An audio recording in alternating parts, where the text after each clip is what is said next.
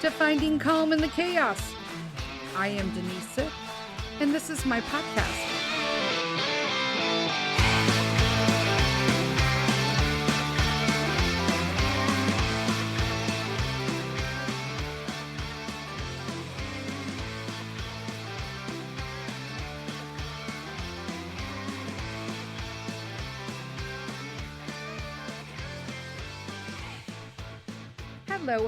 Hello.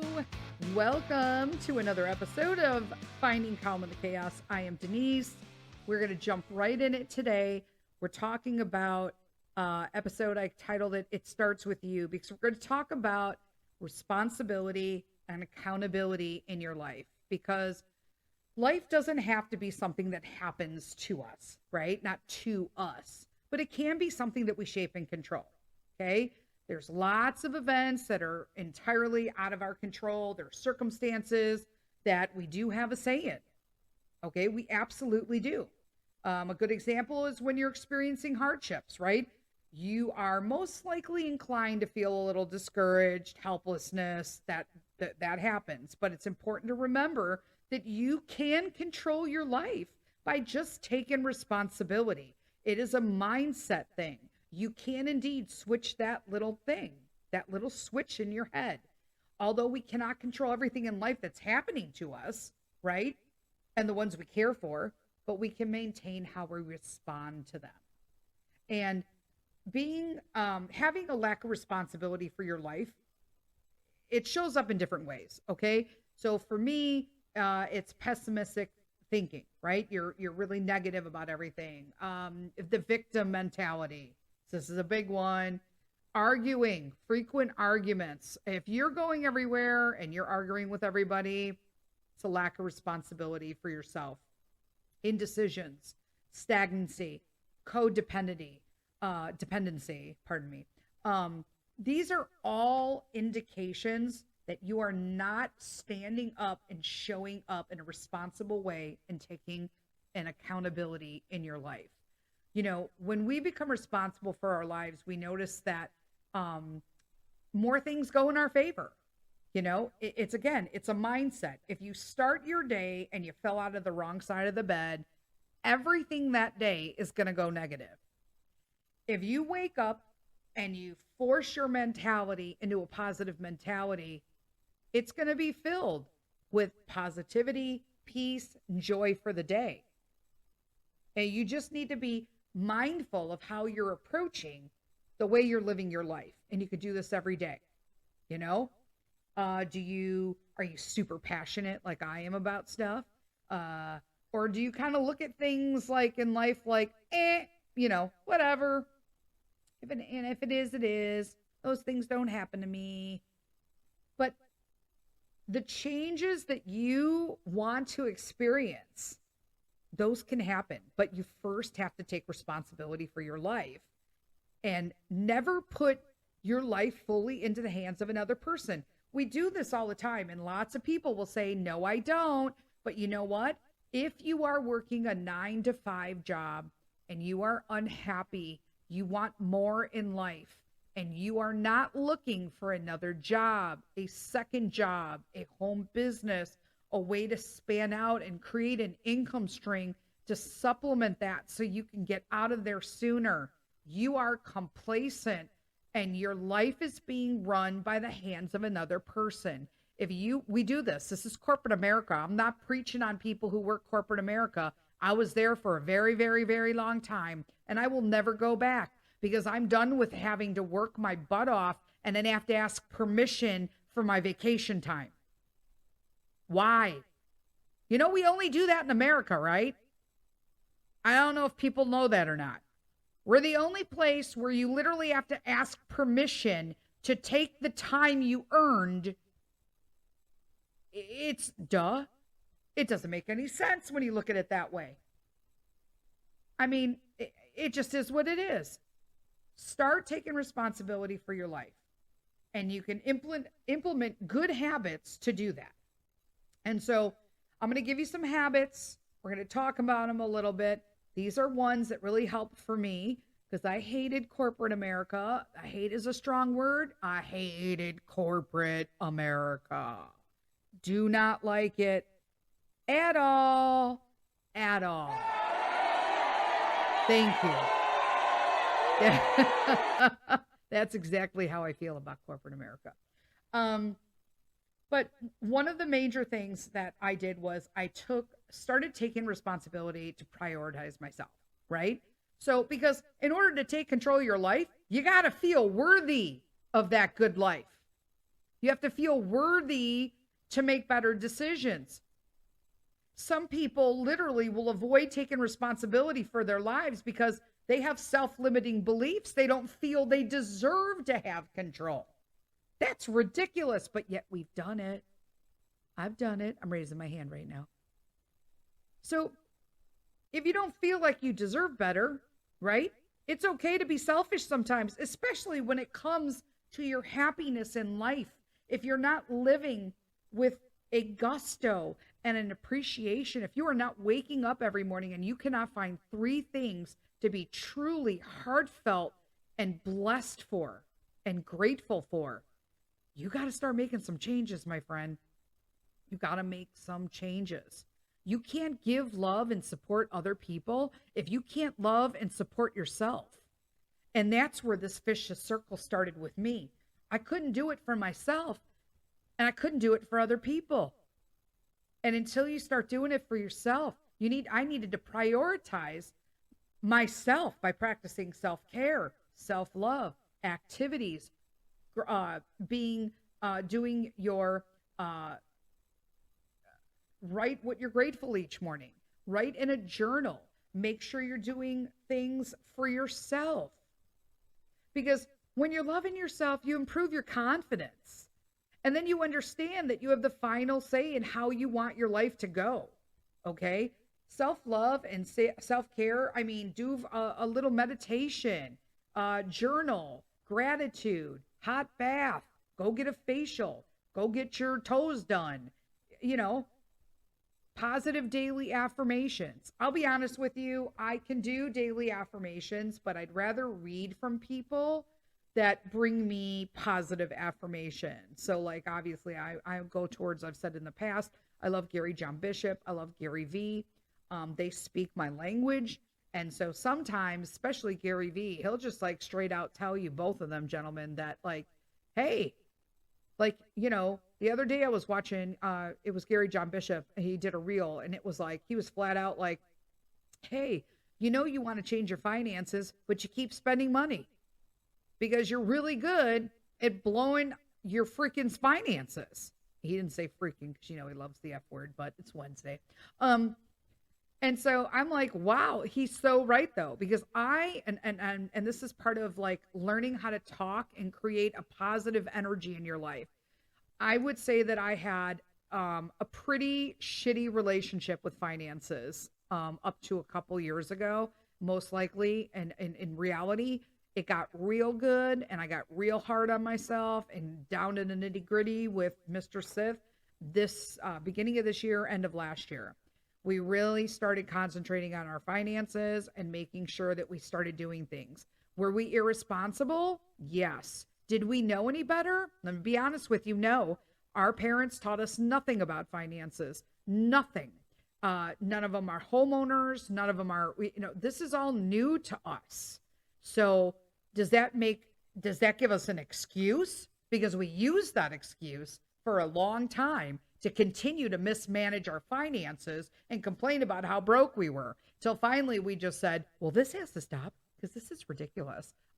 We can bring in money, we can make tons of money, and we can do stuff. And you know what? We did it because we broke the cycle and we started taking responsibility, started doing classes, and understanding that we didn't want Peter to grow up with those same financial difficulties. And so we needed to be an example to him and then help provide that education to him. And we do that. And that's how you break these cycles. You don't just blame everybody and become a victim. You take accountability, you take responsibility, and you act on it. So, and that brings us right into, because you got to stop playing the blame game. Okay? It's convenient. It's a massive form of self-sabotage. the blame game. I'm telling you right now, it is usually relatively easy to point the finger and cast judgment to other people when we're looking at our actions. But if you are complaining that other people are ruining whatever, your life, your finances, your job, your day, your stores, you can't go anywhere, your whatever. If you're constantly having to do that over and over and over again, and it's the same stuff, and you're on like repeat, you're like skipping on that record. I'm gonna do some old school talk right there for all you kiddos who don't know what a skip is. It's you. You need to take that finger and you need to point it back at yourself, and you need to start digging. Because when we're hyper focused on other people's mistakes, we're missing the lesson for ourselves, right? There's a reason we play a blame game. You get defensive because there literally is a spotlight shining on the stuff that you're messing up. Nobody wants to look at that in a bright light, but you have to, because what you wind up doing is if you continue to play the blame game, you're going to avoid accountability, which is going to worsen the problem. And now you're in a bigger hole. And so how do you get out of that? You make time for self-reflection, right? You want to take responsibility for your thoughts and your action. You want to become aware.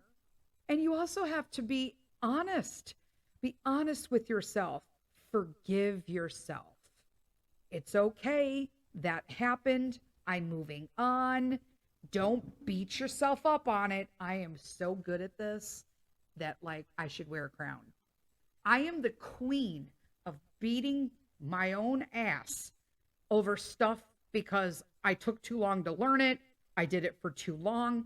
And I'm really learning to really reflect that it's okay. And I can be mindful of my feelings and thoughts. Okay. I understand the patterns, right? And the logic behind the things that I did. You know, I did a lot of inner child work. Why do I do all this stuff? I say over and over, my triggers are unheard and unrecognized. And when those two feelings come in me, little Denise just comes rolling into the picture, and I can't be mad at her because those are legit feelings. And yes, I'm referring to my inner child as her and little Denise. But she has legit feelings, and she helped me get through those times. But I honor that, and I'm moving forward because I want to take that block of negative habits and I'm going to replace them with good habits, right? And you can do that by writing in a journal, you know, a mindfulness journal, whatever they call them now, right? Write down your thoughts and your feelings, right? And then as you start gaining insight, you can actually look back at old journals and notice the patterns. You'll see them in your own writing. I guarantee you will. And when you see those, that's when you take accountability. Here we are. You're being responsible, right? Being the actual physical idea of being responsible entails taking accountability. Okay? Some people love receiving praise, but they find difficulty accepting responsibility when things don't plan out, right? That's me, right? I avoid taking blame or admitting that I was wrong, and then I don't grow. I'm stuck in that vicious circle that I'm always right. I'm always right. You know, I've been through a lot of stuff, guys. I'm always right, but I'm not always right. And now I'm learning that it's okay to not always be right. Why do I always want to be right? Because I need to be heard. Because little Denise is worrying about being unheard. And sometimes she needs to be told, listen, big Denise is being heard, but we got to like settle it down a little bit, right? Nobody needs a 7-year-old running their adult life. But that's what happens when we trigger all of these inner child feelings. We're literally, and when we allow that, when I allowed that to happen for decade after decade after decade, literally 30 decades, people, I was literally allowing my 7-year-old self to run my adult life. And no wonder it didn't work out. You know what I'm saying? It's kind of like, duh, right? Pride. was a primary reason why I had trouble taking accountability, right? But it was totally to my detriment because I was continually repeating the same mistakes over and over again. And that's when you have to start thinking like, wait a minute, I need to take accountability for this, right? When I accepted the responsibility, I understood that I had a part in the situation, right? So a lot about how we're being treated is dependent on how we treat ourselves. So again, it's sort of that energy matches energy. Okay. That's not BS. It's true. Okay. Misery loves company. However you want to word it, it doesn't change. The underlying situation is still there. If you're putting out constant chaos, you're going to get constant chaos. If you are walking through life as Charlie Brown and stumbling over everything or whining about everything like Eeyore, you're going to get that back in life. And so, once you decide not to do that, then you're going to see the changes. Okay. It's vital that you're honest with yourself when you've done something wrong, because you can't make excuses. And you don't want to engage in self-pity or feelings of guilt, but you have to be accountable. And it's okay to say that you effed up. I did. I had a lot of issues. Like I did like big apologies to Mr. Sith because we had issues. Okay. And when I say we, he didn't talk enough and I talked way too much. And we just kept going back and forth. If he was a talker like I was, we'd be divorced. There's no way we would be able to be in this marriage because we'd just be constantly clashing. It would be two people not holding themselves accountable. So in the same way, which is a danger, whereas he doesn't hold himself accountable and then just gets quiet. And I don't hold myself accountable and just scream and holler. Somehow there matches that, right? It's kind of a negative meets a positive. So you're just kind of like, you're fuzzing the board a little bit. But being accountable, you can be, I guess, approaching it in a more proactive, right? You're correcting a poor behavior by making better decisions. And that's just something that works in life. And you'll hear that over and over in self-development. And it's okay. But the first step is just taking the accountability. So we're going to take a little break here for our sponsor, and then I'll be back and we'll wrap up a few more reasons how you can start taking accountability in your life.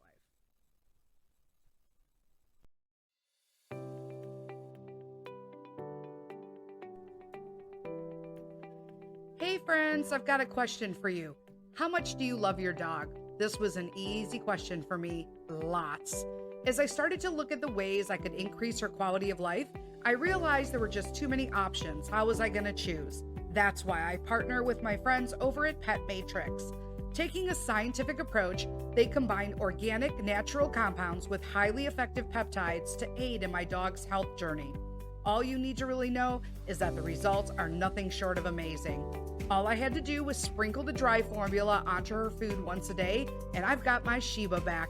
Our Princess Shika has been using these products for more than 6 months now, and Pet Matrix has given our 14-year-old Shiba Inu the energy back in her stride. She's out in the yard taking steps in a single bound and chasing down the bunnies. I also shared Pet Matrix with my mom to help with her 15-year-old Chihuahua, Molly. And like a lot of dogs, Molly is tightly wound like a rubber band when it comes to fireworks.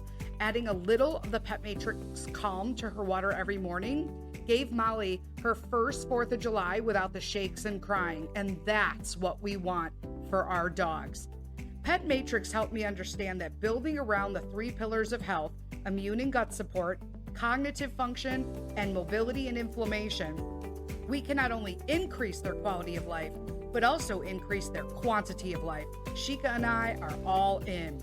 You can check out Pet Matrix at www.mypetmatrix.com and tell them Denise sent you, because we love family-owned businesses. You will receive a 15% discount using promo code Denise15 at checkout, so you can help your furry babies be all they can be. Again, that's www.mypetmatrix.com and receive a 15% discount with promo code Denise15 at checkout. DENISE 15.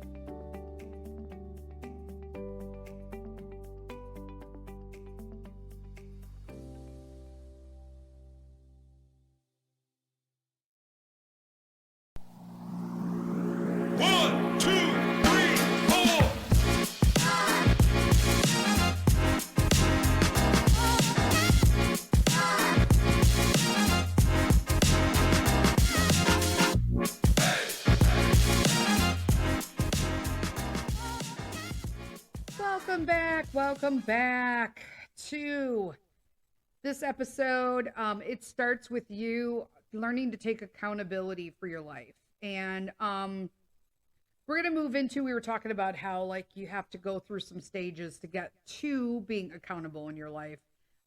One of those was basically taking responsibility to prioritize yourself, right? If you're not first, you can't put anybody else first, right? You can't save somebody if you're already dead. Stop playing the blame game and blaming other people for your stuff. Take time for self meditation and reflection. Take accountability. And now that we're taking accountability, the next thing we want to jump into is about how you don't want to internalize judgment. So this is a big one for me. Everyone has an opinion on something, okay? This is just human nature. And you shouldn't internalize other people's judgments towards you. And one of the greatest things I ever heard of was how it is none of your business what other people think of you. It's silly, but it's true. It is not your business what other people think of you, because it means nothing. Because again, that's their truth and you have your truth. You can't convince people to change their truths. You can only live your truth. And it's a big one. It's just a big one. And we're all unique. We are unique human beings. We have our own perspectives on happiness, success, life, relationships, and, even loved ones. Okay. Many people that are close friends and family, they have great intentions. Okay. But it is not rare for those people to project their wishes onto us. That is human nature. It happens. Your parents want to see your child, go into like an occupation, a college major, who they're going to date, what church they're going to be in, what community project, blah, blah, blah, blah, blah, right? But you can't live your life pleasing someone else. You just cannot. You're responsible for living your own life. And up to a certain time, and we've talked about this in past podcasts, there comes a time in your 20s, and it starts happening when you're a teenager, when you start realizing, and the rebellion starts happening.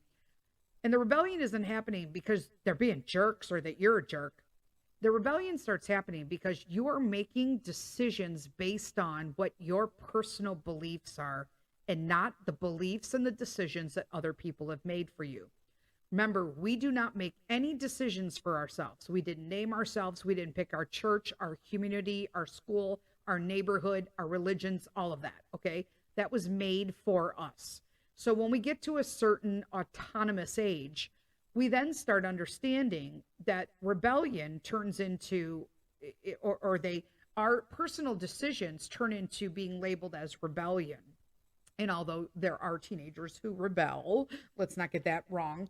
A lot of the headbutting comes from being autonomous, being able to decide that they want to make these decisions for themselves. And that's okay. That's completely okay.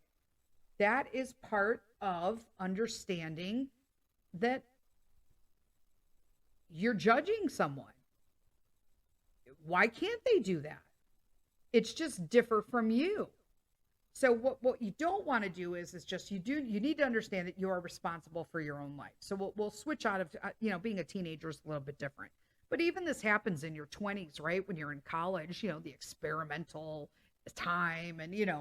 But instead of internalizing these judgments and opinions, right? Make the extra effort to get to know yourself better. Okay? What does happiness and success look like to you? Create the world that you want to live in. What are your standards when you're looking for a partner? Right? When we are living true to ourselves, you will be happier and live a more fulfilled life. If you are not living your true self, you are living a miserable life. There is no if, ands, or but about it, my friends. If you're faking it till you make it, you're miserable. Okay? And it requires you to be completely honest with yourself. Okay? You actually might have to walk away from some people, right? Who are constantly throwing their stuff on you because it creates conflict. And it makes making decisions in your own life a challenge when somebody's always kind of telling you what decisions to make. This could be parents, siblings, spouses, friends. And it's okay to remove somebody. Here's my thing. I don't ever think that it's not okay to remove somebody from your life if they're toxic or inhibiting your personal growth. I said it. And I'll never take it back. Simple as that. I've had to take my family out of my life and put a distance between us to save myself. And that's okay. Because once you start saving yourself, and if you're in an environment where like there's constant chaos, I love my family, but they live in a state of constant chaos and drama. And I just can't anymore. I just can't. And it's okay to still love your family and keep them at an arm's distance if it helps your mental health. It is what it is. I love my family, but they crazy. Does that mean I'm not crazy? No, I'm crazy as hell. But I am just choosing to make some changes because I don't want to be crazy and hectic and toxic. I am so sorry that if anybody hears Peter in the background, he's apparently having an episode with something on his YouTube. So those are the things we need to do.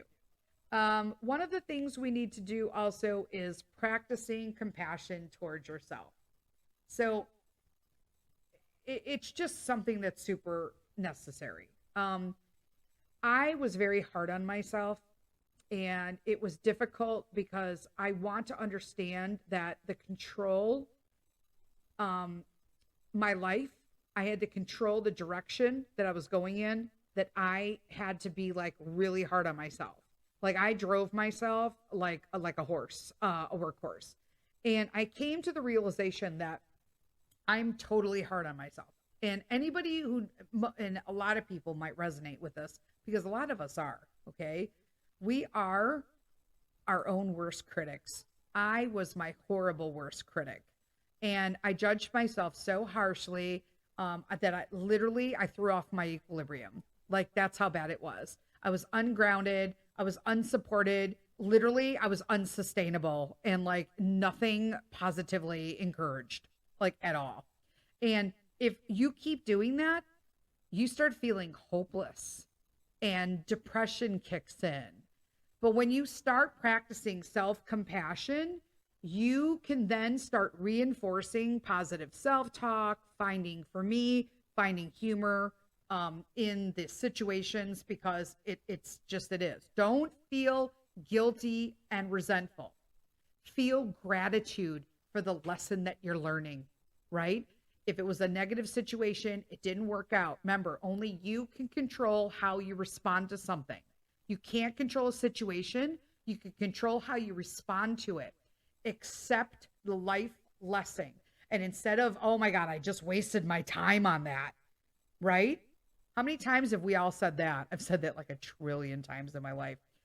Find the wisdom in all that you've just discovered about yourself.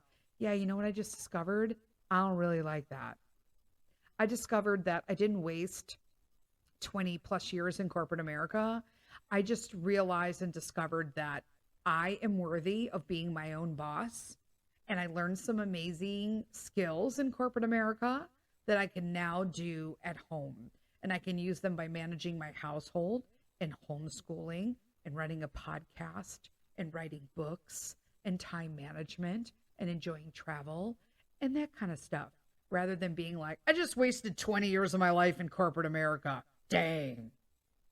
That little shift in perspective is the potent action to take when you're taking responsibility for your life.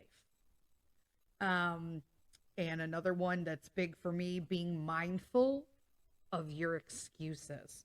So it is a common trait of irresponsible people, such as myself in the past, that you will make and find like a plethora of excuses. An irresponsible person who wants to eat healthier will say that they can't because they don't have time, they don't have the money. It's nobody will eat it in my house. But if they're responsible and accountable and honest, right? You're going to be able to sit down and figure out a way how to make the time, to budget accordingly, to contribute to your health. Because if you don't, you're going to be paying more in sick pay, right? And things like that. You could find a lot of reasons not to make life changes, but if you keep allowing those reasons to influence you not to make any changes, that's when it becomes an excuse. And excuses are literally our own mind convincing us, because of our negative self-talks, that we're not worthy. And you are. We all are. And in that moment that you make an excuse on why you can't do something, how many times have you seen a friend or somebody online, like, you know, they have a business, they're doing whatever, they're slaying it, they look like they're killing it, they're doing awesome, they just bought a new car, and you type something and on social media like, wow, that's so awesome. I'm so like, good for you. I couldn't do something like that. I wish I could be a salesperson. I wish I could run my own business at home. I wish I can, I wish. Those are excuses. You're giving your power away. We all have the same 24 hours in each day, okay? How we choose to spend it is what we're responsible for. So two things happen when I see those kind of comments that kind of irk me. I'm not going to lie. For one reason is you're doing yourself a disservice because you have 24 hours and that girl has 24 hours. And you know what else you're doing? You're also minimizing the accomplishment that that woman just did. I wish I can do that kind of stuff. You can. How about just saying congratulations? Don't explain why you can't do that, because in all honesty, that is some inner jealousy. That is an indication, and that is a red flag that you are unhappy. If you cannot be, and this is big for me, I have really changed substantially, and I've seen the difference, and it feels so good. Oh my God, it feels so good. Being able to be genuinely happy for someone else's successes.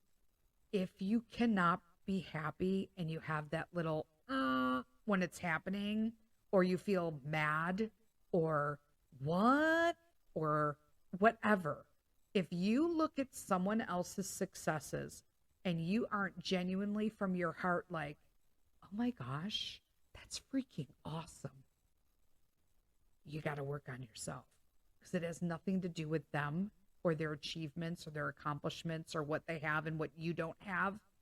It's because you know that you don't have, because you're letting yourself down. You're making excuses for yourself. And that is an indication to stop making excuses for yourself, right? And so there are a couple things that are super important in all this. For me, taking responsibility meant removing toxic people. I know this sounds, it's something that people move around over and over, but when you're making excuses, right, you may have other people doing it for you, okay? And let me give you a good thing, because these are people who want to spare you from harsh judgment, right? But they're enabling you to continue unhealthy habits and toxic behavior. And these could be people who genuinely care and love for you. They'll hold you accountable because they want to see you achieve your dreams. But some people want to keep you from reaching your goals, to keep you either codependent on them, or because you guys grew up together, or your siblings. Okay, this happens a lot. And they don't want to see you grow because it forces them to see they're sitting in the same spot. It's not you, girl. Okay, in this case, it's not you, right? It's not me, it's you. No, it is you. Okay, that is very common. They're not true friends. They are stuck in their own vicious circle. And in order to take responsibility for your life, you have to take responsibility for the people you keep in your life. So people, they're easy to spot, right? Frequent complainers, self-loathing, self-deprecation. They speak down on your progress. They aren't beneficial to your growth. They want to know why you keep doing things. They make fun of why you're doing it. Yeah, bye-bye. Bye-bye. You need healthy and supportive relationships if you're doing anything in life, okay? And you have to seek emotional independence from these people to make better decisions objectively. And once that happens, you'll start to attract more authentic people into your life. And then most importantly, I'll keep driving this home. Doesn't matter how many subjects of just feeling better about yourself and growth and positivity and kindness. The biggest thing is eradicating negative self-talk. In order to take responsibility, you need to stop the negative self-talk, okay? Negative self-talk usually will come by childhood traumas, abuse within households, bullying at school. It starts young. That's why we do it, okay? And these negative self-limiting beliefs that we have of ourselves originate from the projections and judgments that these other people are throwing at us at a time when we're so impressionable and so, we're mush and we accept these. And every time those judgments are thrown at us as children, we're like silly putty, right? For those of you who don't know what silly putty is, right? You pressed it on print or newspaper and it transferred that print over. So as people are negative self-talking you in this impressionable age, all of those negative things are stuck to us. And we don't realize it, but how many times a day? You don't even have to speak it, but the person that speaks the most ill about you is yourself, and you don't even verbalize it. You say it in your head. We do thousands of times a week. And that includes, I can't believe I did that. You stub your toe. Stupid. That was so stupid. No, it wasn't stupid. You hit the chair. It happens. Move the chair in. But this was such a big deal for me. And it's like, just take time to uncondition the negative ideas about yourself. It's possible that, it is possible, but you just got to keep going and keep going and keep going it. We come into this world with a blank slate, okay? And as we grow, we begin to take on our personality. And much of this has to do with the environment we're socialized in, okay? The socialization, right? You do not have to be a product of that environment. Let me say it again. Much of the personality and negative we take on as a child has to do with the environment we are socialized in. You do not have to be a product of that environment. I'm going to keep saying it like louder and louder. You can take responsibility for your life and reclaim your full potential by utilizing all of these things, but it has to be done daily. You have to stop making the excuses. You have to stop, the negative self-talk. You have to start prioritizing yourself. Remove the people who are holding you down. It's over and over and over. There's a reason why self-help people and positive spreaders and podcasts like this are constantly saying the same thing because it matters. That's why. Because it is simply just a matter of repeating. Bad things happen over and over and over again, right? That means you're super ass good at sucking, like Gary John Bishop would say. But you can change that and be really, really good at not sucking and rocking life. And it's these little things that we have to implement every day that will help us get there. That's what I got for you for today. Till next time, lead with kindness.